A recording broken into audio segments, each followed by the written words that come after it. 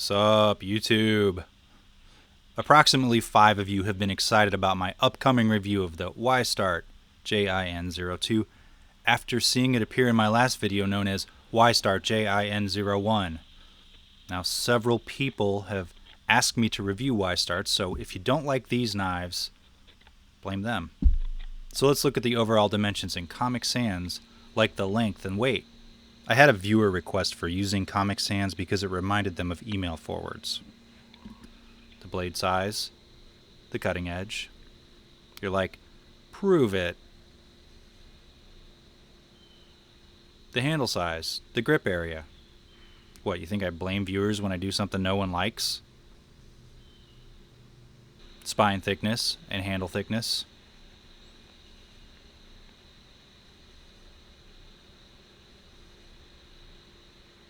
And the highness closed. Anyone remember when I didn't talk through the dimensions? Sorry, I got a viewer request to do it. The blade of the Ystart JIN02, we're at 2, right? Is a drop point flat ground blade made from D2 steel, presumably. It has a satin finish that most knives have, and on one side of the blade you have the letters D2, on the other side you have Ystart. Blade centering is actually very-ish good, not perfect, but you have to stare at it really closely to notice it. The blade is deployed by thumb studs and, believe it or not, pivots on a ball bearing system. I say believe it or not because I actually didn't believe it. My other Ystarts, like the JIN01, does not pivot on balls and deploys about as well as this one, the JIN02. And that fancy titanium LK5010 I reviewed a few weeks ago does pivot on a ball bearing system. And this is much smoother.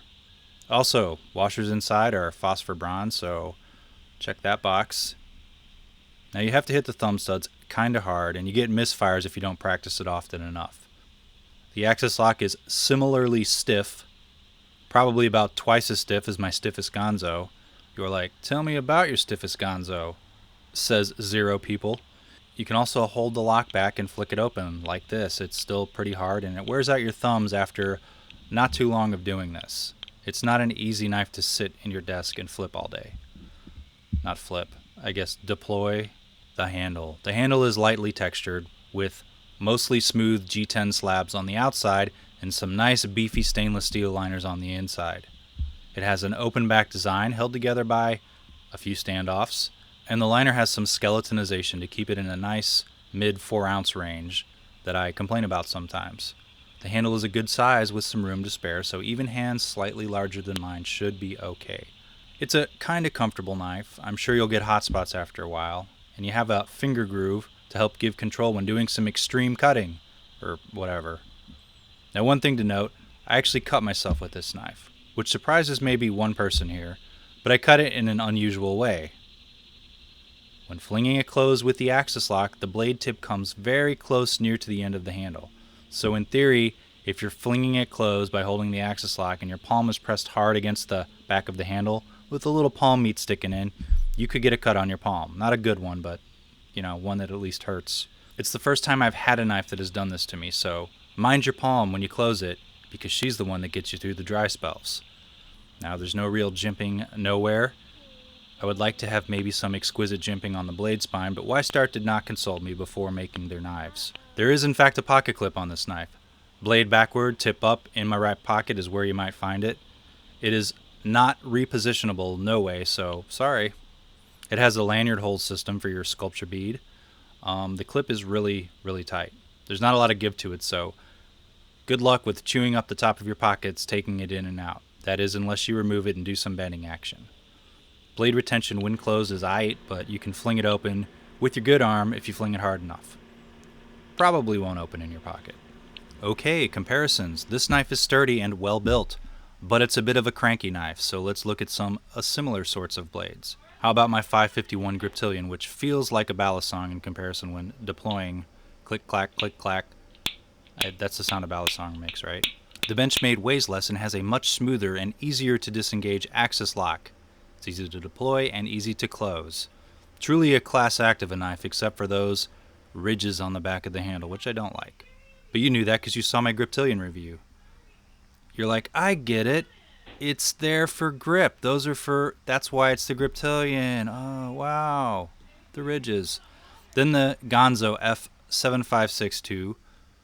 Now this one is a more refined knife that uses 440C steel. The handle is slicker too, so rodent entrails are probably not a good fit for cutting with that one. But both knives seem equal in construction quality. The Ganzo deploys much faster, not like my Griptilian, so like a little faster, how about that? But the axis lock is less stiff.